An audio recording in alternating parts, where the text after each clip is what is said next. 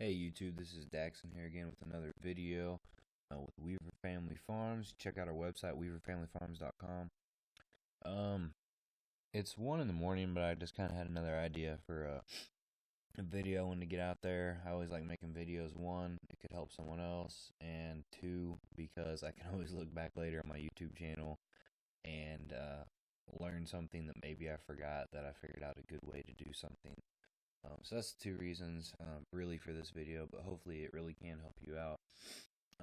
This is about how I set up and build wooden, I guess you would call them privacy fences, what everyone calls them. That's what I normally call them. Like we have part of our goat fencing is actually made out of, pickets and posts, and then your 2x4s for your cross pieces, as well as our big fenced-in dog yard, which is, I don't know, there's probably 300 foot or so, at least, of fencing that goes around in a big shape, in a big circle, not shape, sorry, I am tired, um, to make the dog yard. But anyway, I'm going to go ahead and get into this. Basically, how my idea is, and I've seen a lot of people do fence like this. I haven't built fences for anyone else. So whoever you're building them for, if you're going to, might want it a certain way. I have seen a lot of people build their fence like this. This is okay. So all these posts are in your ground here, what I already have. And by the way, I always use landscaping timbers, because a 4x4 of the same is obviously going to be stronger, but of the same length and size is like 3 or 4, sometimes 5 times the cost. You can get a landscaping timber for $4, and they seem to hold up really well as long as you get them, your proper depth. For an 8-foot post, I would always say get it in the ground at least 2 foot if you can. Um, I think it's like a quarter of however long your post is how far you want it in the ground. So 8 foot, you'd want it in the ground. 2 foot, if it's like a 6-foot post, you'd want it in the ground like say a foot and a half or something like that, and so on. But anyway, I've seen a lot of people, and this is actually how we built my first privacy fence. At my old house, we went like this with our 2x4s. Now it makes everything symmetrical and look good really from the back. But what I like to go for is not always how something looks, because when it comes to fence, strength is something that is extremely important. So I decided after, we had our fence, let's see, at our old house in town for, I don't know, it was probably up between 2 and 3 years. I can't even remember now. And some of the posts wanted to start to lean, some of the sections wanted to start coming off, and things like that. And of course, this is just the top 2x4s. You normally do 3 layers. You do one in the middle and then one at the very bottom. A couple tips. You do always want the tops of wherever your pickets are going to be going, because they're 6 foot, as close as you can to these top 2x4s that run along the top. Same way with your bottom, because if not, over time, and sometimes it can happen quickly with sun and rain. Here I'm showing you with my hand, but you can't see my hand. Your pickets will start bending back and forward and just end up looking horrible. Also, another suggestion: if you're using pickets for privacy fence, they tend to get moldy mildew or whatever you want to call it, and horrible discoloration within about a year's time. I highly recommend getting paint on those pickets, really the entire fence as much as you can. I use a spray gun. I have a review of one. I can't think of the brand, but I love it, and it's really good for the fence paint. It's called Barn and Fence Paint. I get at Lowe's. And you can paint these things really quick. It doesn't always only look good, but it protects the heck out of your fence so much. So definitely, I do recommend painting it. Trying to think if there's anything else. Oh, always make sure when you go through and put your pickets on, you have someone push them, or you push them as close as you possibly can together. Since you are in this example, doing a privacy fence, because they will shrink a little bit um, with time, and when I say time, 6 months to a year, and you will end up with little gaps through there, and sometimes the gaps will be bigger if you don't actually get your pickets shoved together, as tight as you can get them. You obviously can't prevent all the gaps, but you can at least make it to where when the gaps do arrive, they're smaller. And I did notice when I painted my fence, the new fence that I have here that's been up about a year and a half now, um, the gaps aren't quite as big when I got the paint on there sooner. It seems like, I guess, it kind of protects, obviously the weather, so it prevents them from shrinking as much.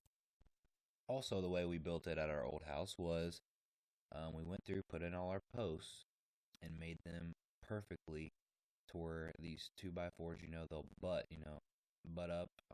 Pretty much the 2x4s butt together on their ends right here. And then we built the actual sections, laid our 2x4s on our ground, put all our pickets on there really tight, and then put up each section one at a time and fastened it to it.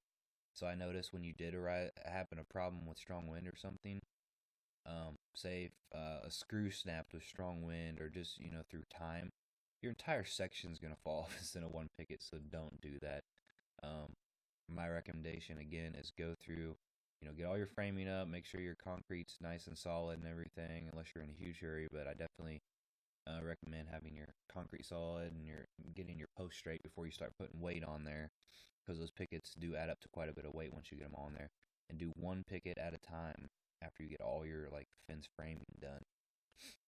But anyway, the main point of this video, after I got off topic, I'm going to go through and delete these off, and I'm going to show you my recommendation. Instead of doing this, I'm going to show you how I guess it isn't necessarily maybe the right way, but it's what has worked for me here so far. Great. After a year and a half, the fence I've done this way is not leaning at all.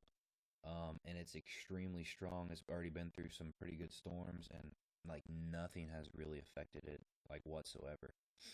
And from the back, it might look a little weird, but basically this is how I done it. And you can do it. It doesn't matter which way you go with it, but I need to actually delete that. So right up here, wherever the top of my post is, after I measure, kind of everything, take my 2x4 and make sure your 2x4 will cover on each end the entire post. So that way when you put your 2 or 3 screws in each post to hold your 2x4, two's fine. You have that entire coverage of that 2x4 holding onto the entire landscaping picket, instead of butting it up and you're only getting half of the post. Show my other videos of, my ducks or goats, or anything like that. You can probably see how I've actually done this, and you can't tell from the back, which it doesn't really matter. And once you paint it all anyway, it's not really something you notice. But I go through making sure each 2x4 covers the entire of each post, just like this.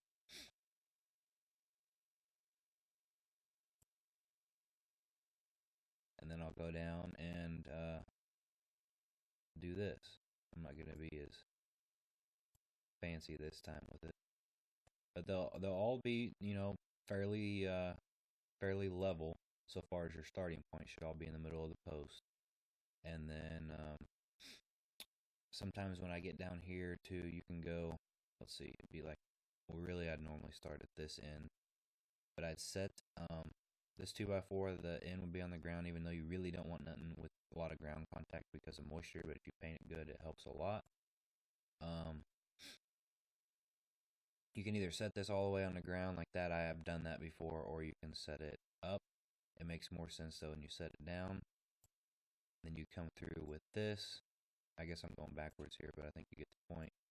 And then that'll set on top of each other. Also, if you're building your fence by yourself, like I have a good majority of mine when my wife isn't, available to help me, the good thing is once you get your, for example, we start on this side, your first board screwed up, which can be a little difficult on each end. Then from there, you can set the end of your 2x4 on top of this, if that makes sense. I'm trying to explain it better if that doesn't make sense, but your 2x4 is set on top of this. So then you could hold this end up and screw that, and then you can come back down here and screw that in because this board already up is going to hold that, and so on and so forth. And then, let me pick one other color. Once you have that, this doesn't only, like, because before when you do that, it's basically section by section. Now, if you ever need to take down, say, a section of your fence for whatever reason, this is going to make it more difficult. So keep that in mind. Um, so you'd have to actually come through and take off each picket and then unscrew the boards to take out a section, instead of before you could just undo these screws, and take off your entire section. But this actually ties every single post together and makes your fence as a whole a lot stronger. Um, so then what you could do is, once you get your framing done like this, would be to, oops, that's okay, change the color of that. But I go through then, and this ain't gonna look very nice, but then you go through and put all your pickets on again. Make sure they're, pushed together really, really, really tight, and that's about it. But hopefully you can kind of learn something. Definitely not a fence expert. I guess I say this in every video. I'm not really an expert at anything, but um, I'm always willing to share what I have learned to maybe prevent some hardship, I guess what you'd call it, on someone else. So I'm just trying to, share my experience, and maybe it can help you decide what you want to do kind of when you go to build your own privacy fence. But that's it for this video. Don't forget to check out our website, weaverfamilyfarms.com, as well as our blog, which is noxad.org, noxad.org. Thanks for watching, guys. Check out our other videos, subscribe, thumbs up if this helped you at all. Comment if you have any questions about this type of fencing. Hopefully I can have some type of answer for you. But that's it, and see you later. Have a good day. Bye-bye.